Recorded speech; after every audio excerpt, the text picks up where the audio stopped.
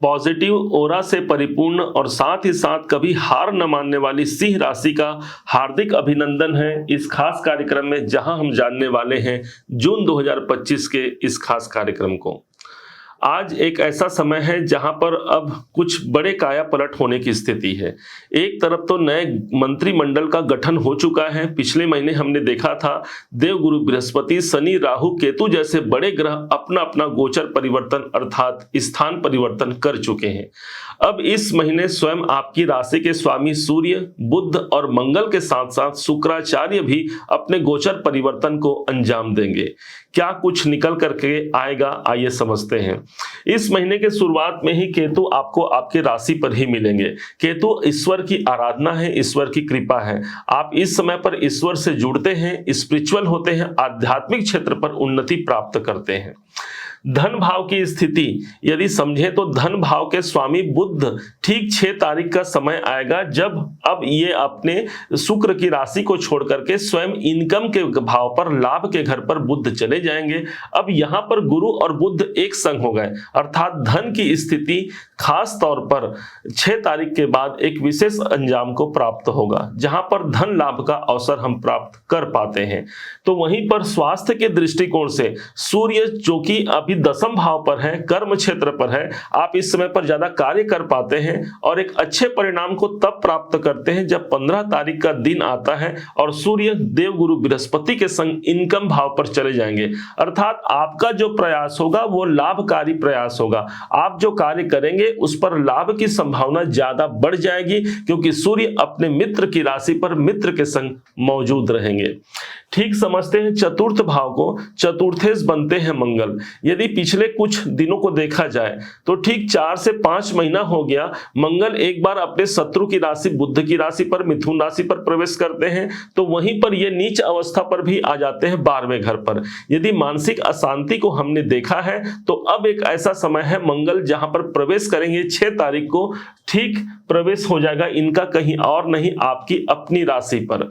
चतुर्थेश होकर के नीच के थे, अर्थात मानसिक अशांति, कोई ना कोई प्रॉपर्टी को लेकर के दिक्कत परेशानी यदि हमने देखा है तो उस पर अब विराम लगेगा। माता जी के स्वास्थ्य में भी यदि नरमा गर्मी चल रही थी तो वहां पर भी एक विराम लगेगा। मंगल जैसा पराक्रमी ग्रह स्वयं आपके राशि पर उपस्थित होने जा रहा है 6 तारीख से, अर्थात कॉन्फिडेंस इस समय पर बढ़ेगा। कोई डील कोई फाइनल करना है तो ये मंगल आपका सपोर्ट करेगा। प्रॉपर्टी से जुड़े हुए कार्य भी ये मंगल हमको निकाल करके दे पाता है, क्योंकि इस मंगल को हम आपके भाग्येश के रूप में देख रहे हैं, अर्थात भाग्य की उन्नति के लिए भी ये हमारे समर्थन के लिए कम नहीं होगा।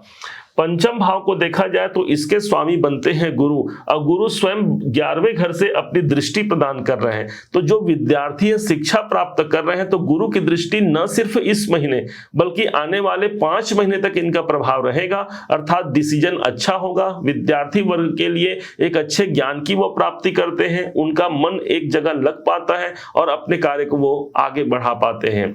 ठीक नौकरी के घर को यदि जाने तो नौकरी घर के स्वामी शनिदेव हैं और शनिदेव अष्टम भाव पर है। माना कि आपको अढ़ैया चल रही है, परंतु शनि की जो दृष्टि है, तीसरी दृष्टि, वो कैरियर के भाव पर है, अर्थात कुछ रुकावट के बाद ही सही हम अपने कार्य को अंजाम पर ले जा पाते हैं, वहां से उपलब्धि को हासिल कर पाते हैं।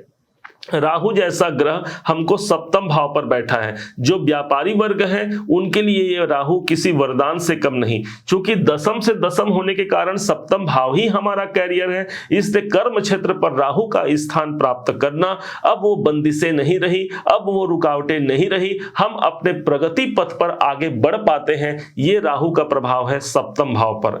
इस समय पर किसी बाहर के कंट्री से या बाहर के स्टेट से भी आपके व्यापारिक संबंध आगे बढ़ सकते हैं। क्योंकि अब नवम भाव को देखें तो यहां पर शुक्र जैसा ग्रह विद्यमान है।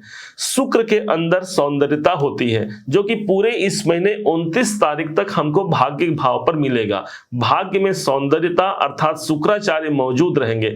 उच्चाधिकारियों से संबंध इस समय पर मजबूत रहेंगे। सुंदर सुखद वातावरण रहेगा। कोई तीर्थ स्थान जाने का योग बन सकता है। नवम भाव पर शुक्र रहेंगे और यह शुक्र 10वें होकर के अपने से 12वें घर पर बैठे हैं, इसलिए कोई दूर के कार्य इस समय पर संपन्न होने की संभावना ज्यादा मजबूत रहेगी। कैरियर के घर पर सूर्य बुध का बुधादित्य राजयोग हमको 15 तारीख तक मिलेगा, इसलिए 15 तारीख तक कोई महत्वपूर्ण कार्य पूरे होने की संभावना काफी प्रबल रहेगी। सूर्य को हम गवर्नमेंट मानते हैं, सूर्य को हम पोजीशन मानते हैं, तो कोई गवर्नमेंट से जुड़ा हुआ कोई डील है या कोई नौकरी है या कोई कार्य है, ये सूर्य दशम भाव पर स्थित होकर हमको वहां तक पहुंचा पाते हैं। क्योंकि सूर्य बुध का योग रहेगा, इसलिए बड़े अच्छे परिणाम इसके देखने को मिलते हैं। नाम और प्रसिद्धि भी इन दोनों ग्रहों के माध्यम से हमको प्राप्त होता है। इनकम के भाव को जाने तो इनकम के भाव के स्वामी बुध होते हैं, और बुध 6 तारीख का वो समय आएगा जब ये अपने कहां गए, हाँ, स्वयं की राशि पर उपस्थित हो जाएंगे। दसम भाव पर तो हैं, अब ये अपने खुद के घर पर चले जाएंगे। आप ऐसा जानिए कि आप अपने घर पर रहेंगे तो कितना कॉन्फिडेंस रहता है आपका, उस कार्य पर आपको सहजता महसूस होती है। ठीक इसी प्रकार बुध अपने स्वयं के राशि पर 6 तारीख से प्रवेश कर जाएंगे, इसलिए लाभ यदि कहीं से प्राप्त होना है, कहीं से कोई इच्छाओं की पूर्ति होना है और वो काम अटक रहा है, रुक रहा है, तो 6 तारीख के बाद ज्यादा पॉसिबिलिटी है कि बुध का प्रभाव आपके लिए लाभकारक स्थिति को आप तक पहुंचा पाए। ठीक व्यय घर को देखते हैं तो व्यय भाव पर मंगल चंद्रमा का योग है, तो 6 तारीख तक कोई बड़े खर्चे होने की संभावना है, इस पर नियंत्रण रखिएगा। 6 तारीख के बाद तो मंगल अपने नीचत्व अवस्था को छोड़कर आपके स्वयं की राशि पर उपस्थित हो जाएगा। सिंह राशि स्वयं एक ऐसी राशि है जो अग्नि तत्व की राशि है और मंगल स्वयं अग्नि तत्व का ग्रह होता है। इस हिसाब से आगामी जो समय है 6 तारीख से लेकर के भी आगे का समय, वो मंगल काफी महत्वपूर्ण होगा, जहां पर भाग्य की उन्नति साथ ही साथ चतुर्थेश होने के कारण प्रॉपर्टी से जुड़े हुए कार्य भी हमारे आगे बढ़ते हैं। क्या उपाय करना होगा? इस महीने हनुमान चालीसा का पाठ करना, हनुमान जी पर लाल पुष्प अर्पण करना आपके लिए सफलतादायक सिद्ध होगा, क्योंकि मंगल यहां पर नियंत्रित हो जाएगा और आपके बहुत से कार्य को एक सेनापति के माध्यम से करा जाएगा।